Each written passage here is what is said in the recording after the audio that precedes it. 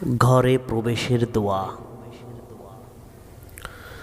বিসমিল্লাহি ওয়ালাজনা ওয়া বিসমিল্লাহি খরাজনা ওয়া আলাল্লাহি রাব্বিনা তাওয়াক্কালনা।